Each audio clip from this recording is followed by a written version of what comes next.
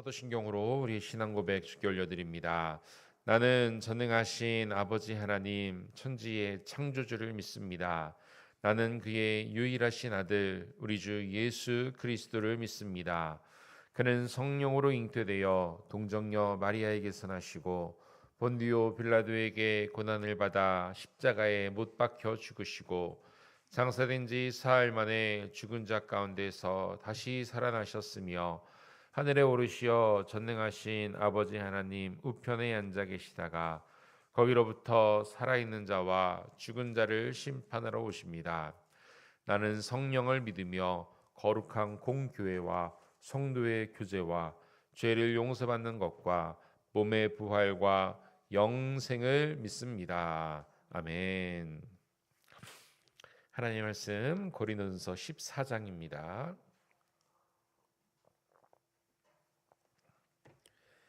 고린도전서 14장 13절에서 25절까지 말씀 한 절씩 교독하여 읽겠습니다.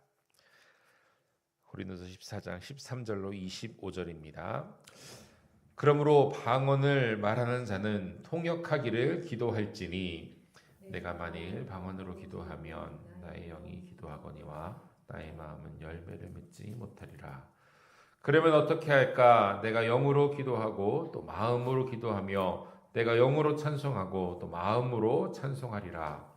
그렇지 아니하면 내가 영으로 축복할 때에 알지 못하는 처지 있는 자가 내가 무슨 말을 하는지 알지 못하고 내 감사에 어찌 아멘 하리요. 너는 감사를 잘하였으나 그러나 다른 사람은 덕세음을 받지 못하리라. 내가 너희 사람 모든 사람보다 방언을 더 말함으로 하나님께 감사하노라. 그러나 교회에서 내가 남을 가르치기 위하여 깨달은 마음으로 5마디 말을 하는 것이 1만마디 방언으로 말하는 것보다 나으니라. 형제들아, 지혜는 아이가 같이 되지 말고 악에는 어린아이가 되라. 지혜는 장성한 사람이 되라. 율법에 기록된 바 주께서 이르시되 내가 다른 방언을 말하는 자와 다른 입술로 이 백성에게 말할지라도 그들이 여전히 듣지 아니하리라 하였으니 그러므로 방언은 믿지 않는 자를 위하지 아니하고 믿지 아니하는 자를 위하는 표적이나 예언은 믿지 아니하는 자들을 위하지 않고 믿는 자들을 위함이니라. 그러므로 온 교회가 다 함께 모여 다 방언으로 말하면 알지 못하는 자들이나 믿지 아니하는 자들이 들어와서 너희를 미쳤다 하지 아니하겠느냐. 그러나 다 예언을 하면 믿지 아니하는 자들이 알지 못하는 자들이 들어와서 모든 사람에게 책망을 들으며 모든 사람에게 판단을 함께 읽겠습니다. 그 마음에 숨은 일들이 드러나게 되므로 엎드려 하나님께 경배하며 하나님이 참으로 너희 가운데 계신다 전파하리라. 아멘. 오늘도 하나님의 크신 은혜와 평강이 주께 예배하는 여러분들에게 함께 하시기를 간절히 축복합니다. 사도 바울은 교회 공동체의 유익을 구하며 하나됨을 지키기 위해 그 은사 중에 사랑의 가치를 가장 우선순위로 두었습니다. 다른 은사들은 다 패할지라도 사랑은 영원합니다. 하나님의 속성이고 하나님 나라가 바로 사랑입니다. 그리고 14장 앞부분에서도 고린도 성도들에게 말하죠. 방언보다 예언을 더 사모하기를 원했습니다. 예언의 은사를 더 권장한 이유는 다른 건 아닙니다. 교회의 덕을 더 많이 세울 수 있기 때문입니다. 방언은 해석하지 못하면 자칫 무의미한 소리가 됩니다.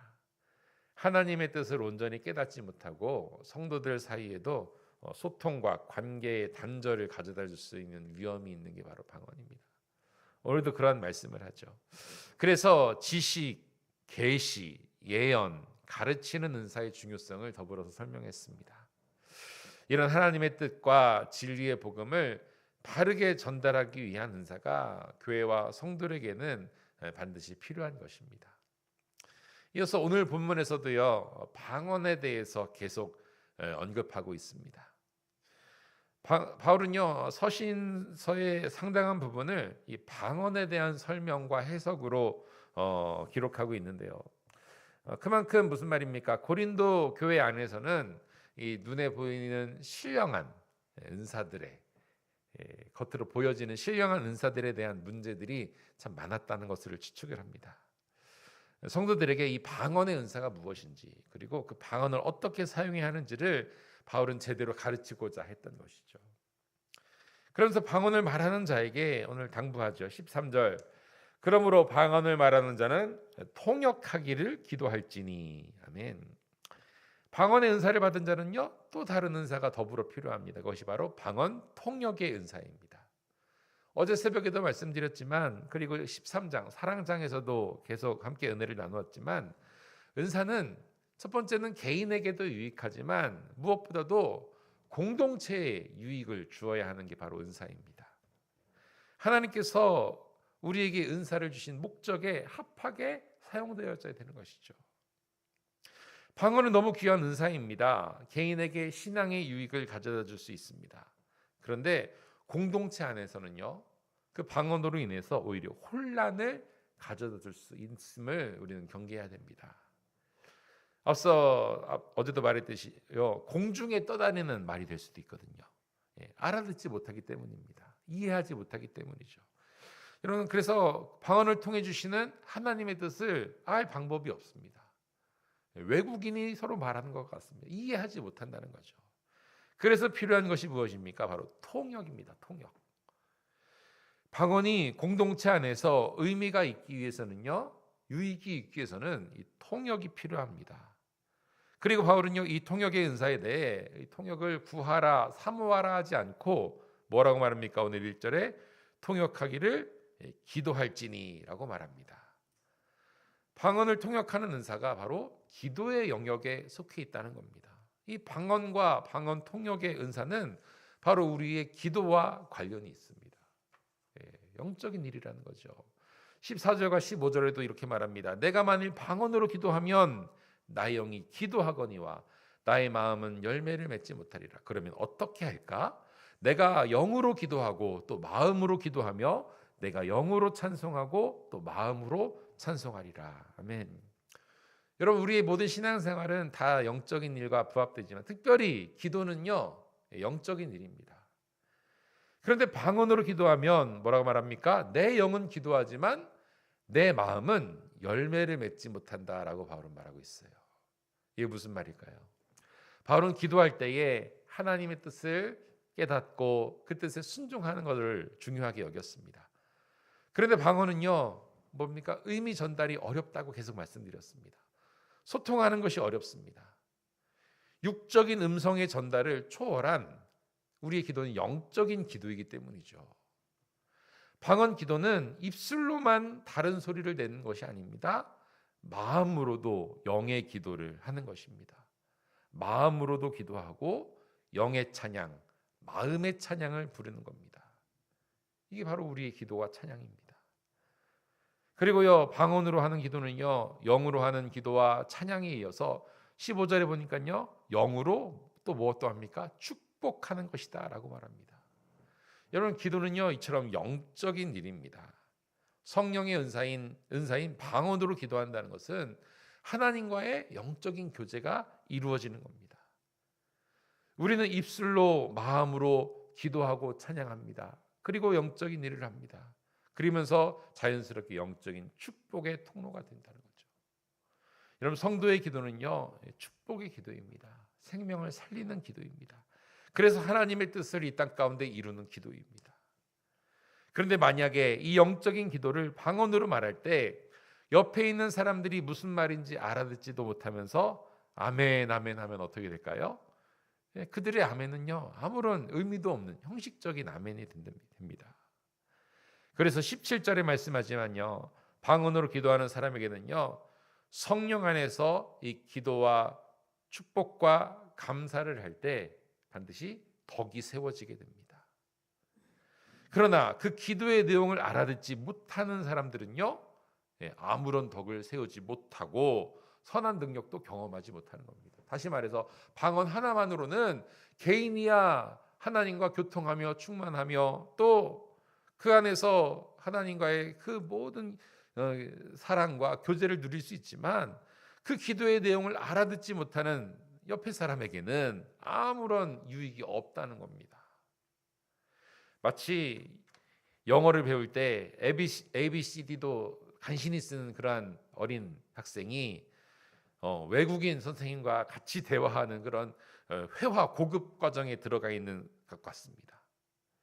무슨 말인지 알아듣지 못하는데 어떻게 무엇을 배웁니까? 실력이 잘 늘지 않는 겁니다. 사도 바울이 이렇게 방언에 대해 자신 있게 성도들에게 편지하고 있습니다. 왜요? 많은 은사들을 경험했기 때문입니다. 초대교회 안에서 바울은 방언의 은사와 관련해서 이렇게 자신의 경험을 빗대어 말합니다. 19절에 보니까요. 그러나 교회에서 내가 남을 가르치기 위하여 깨달은 마음으로 5마디 말을 하는 것이 1만 마디 방언으로 말하는 것보다 나으니라. 아멘. 수많은 방언의 말을 하는 것보다 서로에게 의미 있고 또 이해할 수 있는 통하는 말을 하는 것이 공동체에게 더 중요하다는 것입니다. 필요하다는 것입니다. 그래서 어제는요, 방언을 비롯해서 방언과 함께 뭐가 필요하다겠죠? 계시의 은사, 지식의 은사, 예언의 은사, 가르치는 은사, 바로 의미 전달할 수 있는 그러한 은사가 필요하다고 했습니다. 복음을 전할 때에도 이러한 은사를 가지고 복음을 전하면 확실합니다. 그리고 오늘 20절 이하 말씀에서는요, 또 무슨 은사가 필요하다고 말합니까? 지혜의 은사에 대해 말하고 있습니다. 지혜의 은사가 필요하다는 겁니다. 20절 말씀 보겠습니다. 형제들아, 지혜에는 아이가 되지 말고 악에는 어린아이가 되라. 지혜에는 장성한 사람이 되라. 여러분, 우리 로마서 16장 19절에도 말씀하시죠. 선한 데는 지혜롭고 악한 데는 미련하라, 이겁니다. 악한 일에는 미련해야 됩니다. 어린아이처럼 몰라야 돼요. 무지해야 돼요. 그러나 지혜에 대해서는요, 장성하라 말합니다. 영적인 분별에 대해서는요, 우리가 성숙한 어른이 되어야 된다는 것입니다. 여러분, 우리에게는요, 성숙한 신앙이 필요합니다. 여러분, 교회 일은요, 하나님의 일입니다. 사람의 일이 아니에요. 교회 일은요, 영적인 일입니다. 그래서 세상의 방법과 방식이 아닌 하나님의 뜻과 지혜를 구해야 됩니다. 개인의 유익이 아니라 공동체의 유익을 구하고 결정하는 그러한 성숙한 자, 지혜로 따지면 지혜에 장성한 사람이 되어야 된다는 것입니다. 방언도 마찬가지입니다. 교회를 오래 다닌 성도님들에게는 이 방언이라는 것이 익숙하죠. 그래서 내가 방언의 은사가 없어도 방언하는 사람이 있으면 같이 함께 기도할 수 있습니다. 그러나 교회에 처음 나온 새가족들에게는 이 방언이라는 것이 너무나도 낯선 것입니다. 그래서 23절에도 말하지만 새가족이나 불신자가 교회에 들어왔는데 본인 외에 다른 모든 성도들이 방언을 하고 있다면 이 사람은, 이 새가족은, 교회 처음 나온 사람은 교회 사람들이 어떻다고요? 미쳤다라고 할 것이다 라고 생각합니다. 여러분, 웃긴 일이지만요, 심각한 문제입니다. 그 영혼의 전도가 막혀버리는 일이기 때문입니다. 그러나 예언의 말씀은 다릅니다. 예언은요, 미래를 점치는 능력이 절대 아닙니다. 예언은 무엇입니까? 하나님의 진리와 하나님의 마음을 선포하는 것이 예언입니다. 사람이 알아들을 수 있는 언어로, 이해할 수 있는 말로 하나님의 말씀과 구원의 복음을 선포하는 것이 바로 예언입니다. 24절과 25절 마지막 부분 제가 읽어드립니다. 그러나 다 예언을 하면 믿지 아니하는 자들이나 알지 못하는 자들이 들어와서 모든 사람에게 책망을 들으며 모든 사람에게 판단을 받고 그 마음에 숨은 일들이 드러나게 되므로 엎드려 하나님께 경배하며 하나님이 참으로 너희 가운데 계신다 전파하리라. 아멘. 방언으로 말하면요, 아무도 알아듣지 못합니다. 그러나 예언을 합니다. 말씀을 선포합니다. 그럼 어떨까요? 그 말씀이 사람의 마음속 깊은 곳까지 비춥니다. 어둠이 드러납니다. 숨겨진 것이 드러나며 양심이 깨어집니다. 그리고 하나님 앞에 엎드려 하나님이 정말 너희 가운데 계시는구나 라는 고백이 나타나게 된다는 것입니다.